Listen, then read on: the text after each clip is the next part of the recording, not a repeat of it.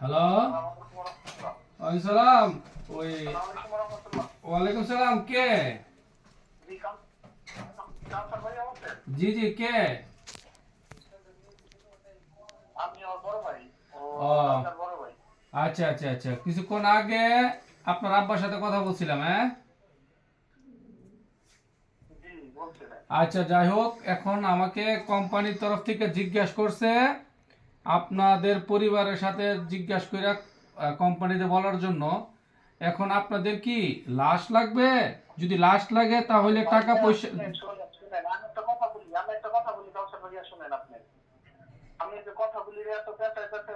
না না, আপনি আপনি আমার কথা শুনেন। আরে আপনারা আপনারা আমার উত্তর দিয়ে দিলেন।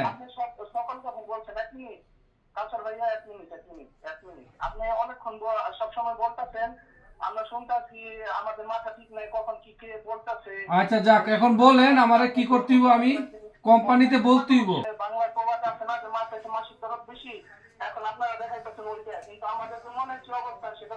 আচ্ছা যাই হোক, ঠিক আছে, আমার কথা শুনেন। আচ্ছা যাক, আচ্ছা যাক যাক, এখন আচ্ছা আচ্ছা যাক, এখন আমার না না না, আমার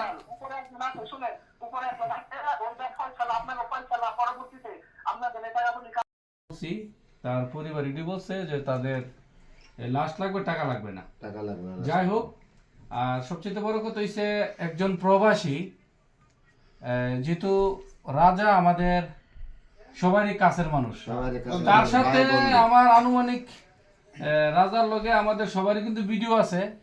আমরা কিন্তু তার পরিবারকে হেউ করার জন্য কোনো ভিডিও করি নাই। না।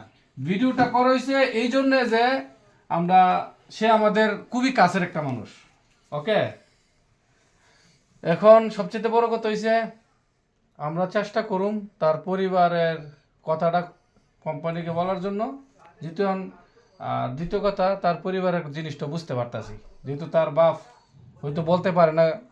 তবে এটা একটা কথা, সে এই বয়সে মরার সময় নাই, তার এত প্রেশার দেওয়া হয়েছে পারিবারিকভাবে। এখন বলতে গেলে যদি আমি সব কাহিনী বলি তাহলে তার পরিবার অনেক ছোট হয়ে যাবো গা। আমি আজ পর্যন্ত এই কোনো একটা ভিডিওতে বলি না তার পরিবারের বিপক্ষে একটা কথা বলি নাই। এখন বলতে গেলে তার পরিবার অনেক ছোট হয়ে যাবো গা। একটা প্রবাসী তখনই সে তার বড় সিদ্ধান্ত নেয় যখন তার পরিবার থেকে তাকে অনেক প্রেশার দেওয়া হয়। হ্যাঁ, প্রবাসীরা যখন সহ্য করতে পারে না তখন প্রবাসীরা অনেক বড় একটা সিদ্ধান্ত নিয়ে না, ভুল সিদ্ধান্ত নেয়। আর আপনারা যারা পরিবার, আপনাদেরকে কথা আছে, আপনারা কি বলছেন যে আমরা ভিউ ব্যবসা করার জন্য, হ্যাঁ আমরা ভিউ ব্যবসা করার জন্য ভিডিও বানাই। আরে যদি ভিউ ব্যবসার জন্য ভিডিও বানাইতাম তাহলে আপনাদের কাছে এতগুলো ফোন করতাম না, অনেক উল্টাপাল্টা কথা কইতে পারতাম। আপনারা যা বলছেন আপনাদের কথাগুলা যদি আমি যদি আমার এখানে সবাই যদি না জানাই তাহলে আপনারা বলবেন যে আমি অনেক কিছু লুকাই লিছি। আপনারা একটা ছেলেটারে প্রেশার দিতে দিতে প্রেশার সহ্য করতে না পারা শেষ পর্যন্ত বড় একটা ভুল সিদ্ধান্ত নিছে। প্রচুর প্রেশার দিছেন। আপনি বলতেছেন কি আমি তার ভাই, দেশে যাওয়ার পরে কয়বার ফোন দিয়ে খবর নিছিলেন? এখন সব কথা বললে পরে আপনার ইজ্জত যাইব। আর বললাম না, কতবার ফোন দিছেন? ফোন দিছেন, ফোন দিয়ে বলছিলেন তুই যে আইসস, তোরে এই বিয়ার জন্য যে আইসস, তুই বিয়া কর, টাকা পয়সা লাগবো, আমি দেবো, বলছিলেন? বলেন তো নাই, বলেন না একদিনও।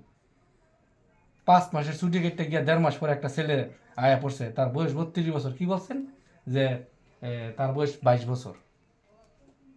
আপনি তো ঠিকই বিয়ে করছেন। আর আর আর কিচ্ছু কইতাম না, তো কইলে অনেক কথা কইলাম না। তবে একটা কথা মনে রাখবেন, একটা প্রবাসী তখন বড় সিদ্ধান্ত নেয় যখন পরিবারের চাপে হ্যাঁ সহ্য করতে না পারে। আমি একবারও কই নাই পরিবারের দোষ, একবারও কই নাই এন তেন পরিবার নিয়ে কোনো কথাই বলি না। জাস্ট এখন এই কথাটি বলতে বাধ্য হইছি, একটা প্রবাসী ভুল সিদ্ধান্ত নেয় তার পরিবারের সম্পূর্ণ দোষী। হ্যাঁ নিজে করে, নিজে নেই নাই, আর মানুষ বিদেশ করে না রে ভাই, আর মানুষ বিদেশ করে নাই। যাই হোক, ভালো থাকবেন। একটা কথা মনে রাখবেন, যারা প্রবাসী আছেন বাইরে, কেউ পৃথিবীতে আপন নাই, কেউ নাই, সব স্বার্থ পাগল, যে সবাই স্বার্থের লেগে ঘুরে, কেউ আপন নাই। আপনারা যারা আছেন আপনারা আল্লাহর রাস্তায় বিদেশ থাকলে এরকম উল্টাপাল্টা সিদ্ধান্ত নেবেন না, সিধা কথা। আইছেন উল্টাপাল্টা সিদ্ধান্ত নিবার আগে বাইর যাবেন, বাইর গিয়ে সামনে সামনে কথা করবেন। ভালো থাকবেন, আসসালামু আলাইকুম।